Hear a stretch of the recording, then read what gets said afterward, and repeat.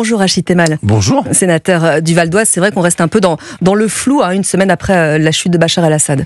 Tout à fait, mais je crois qu'il ne faut pas non plus oublier qu'il y a encore une semaine, on s'interrogeait sur le régime qui est là depuis plus de 50 ans, 54 ans, qui a quand même, je rappelle, gazé son peuple, tué son peuple, bombardé son peuple, torturé son peuple, aller ou non rester. Donc je crois qu'il faut aussi ne pas oublier cela, c'est-à-dire que pour le peuple syrien, et on parlera de l'avenir, bien sûr, et vous avez raison, et je crois que c'est une interrogation, il faut aussi rappeler qu'ils sortent, entre guillemets, d'une dictature, et donc je crois qu'il faut aussi saluer ça, cette capacité. Alors bien sûr, on peut ensuite discuter de comment cela s'est fait, quel groupe militaire, etc. Bien sûr. Mais d'abord et avant tout, le faire retenir, c'est que c'est la chute d'Al-Assad, c'est quand même Al-Assad, c'est quand même 54 ans, et c'est aussi c'est le père et le fils, et puis c'est un effet domino sur l'ensemble de l'échiquier du Moyen-Orient. Qu'à dire ça, parce que la Syrie c'était une pièce maîtresse, ne serait-ce que dans le croissant chiite.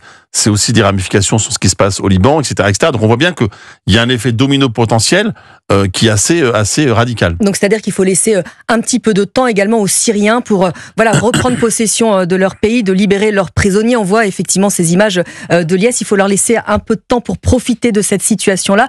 Et après, l'avenir ? En tout cas, je pense que nous, on doit avoir ce regard-là. Dire quand on se libère d'une dictature, d'abord il faut rappeler cela, et je crois qu'il faut souligner que c'était une dictature.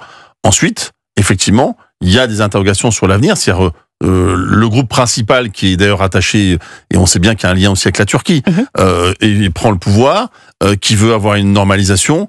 Nous avons que des interrogations à ce stade-là. Et puis il y a la question géostratégico-politique avec l'ensemble des pays.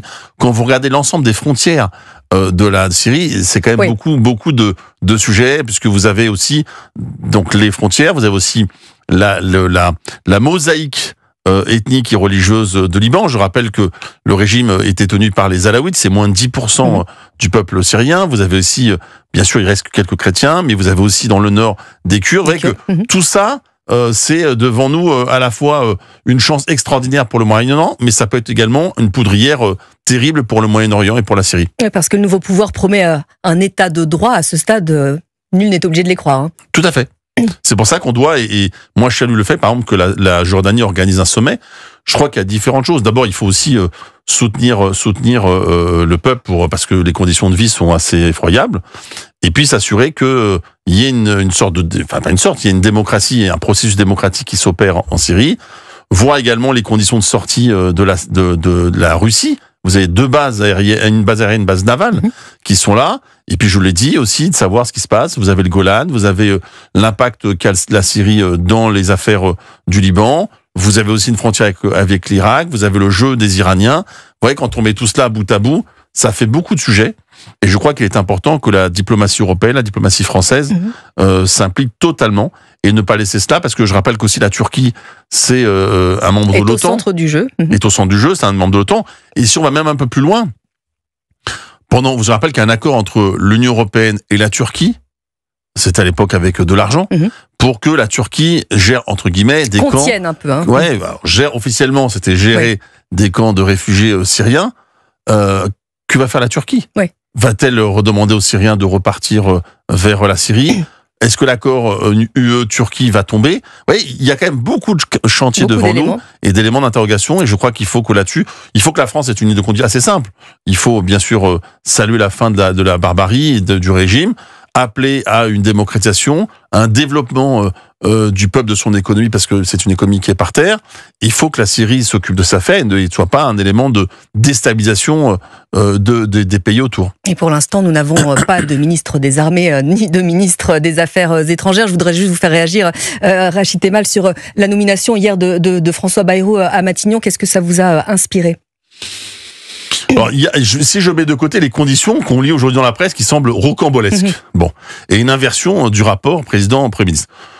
Nous, le Parti socialiste, nous étions assez cohérents, c'est-à-dire que nous avons fait des propositions après la censure sur une méthode de travail, parce qu'il n'y a pas de majorité à l'Assemblée ni au Sénat dans ce cadre-là, et des propositions concrètes en termes d'amélioration de la vie de nos concitoyens. Je pense au pouvoir d'achat, je pense à la retraite, au service public. Nous sommes toujours à ce moment-là, donc nous disons OK, nous avons entendu, le président a le droit de nommer un Premier ministre, il a fait son choix. Encore maintenant, il revient en Premier ministre de démontrer qu'il a une majorité. Pourquoi ? Sur une méthode de travail. Est-ce qu'il va continuer à poursuivre l'idée d'avoir un consensus le plus large sans le RN, j'ai bien dit sans le RN, et 2, qu'est-ce qu'il va proposer concrètement comme proposition? Je vous l'ai dit, on a des propositions concrètes qu'on lui a fait passer, on lui a écrit. En fonction de cela, nous verrons ce que nous ferons dans l'hémicycle, à l'Assemblée et au Sénat.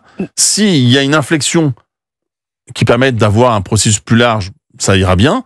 Sinon, effectivement, en tout cas, nous sommes dans l'opposition, mais une opposition qui peut être constructive. Constructive, comme le demandent d'ailleurs la plupart des chefs de parti, effectivement, à ce stade, bien entendu. Mais plus loin, c'est-à-dire que c'est le Parti socialiste qui a débloqué. Et je rappelle que le Parti socialiste est central dans l'hémicycle, puisqu'avec 66 députés, et 66 aussi au Sénat, mais à l'Assemblée, le Parti socialiste est le seul qui peut empêcher et une motion de censure et de faire un vote de majoritaire. Donc c'est le Parti socialiste qui est le point central. Qui est le maître du jeu finalement, c'est ce que vous nous dites. Donc nous invitons François Bayrou à entendre les propositions de méthode et de propositions pour les Français des socialistes. Eh bien, je vous remercie en tout cas d'être intervenu aujourd'hui sur l'antenne d'Europe 1. Rachid Temal, sénateur PS du Val d'Oise.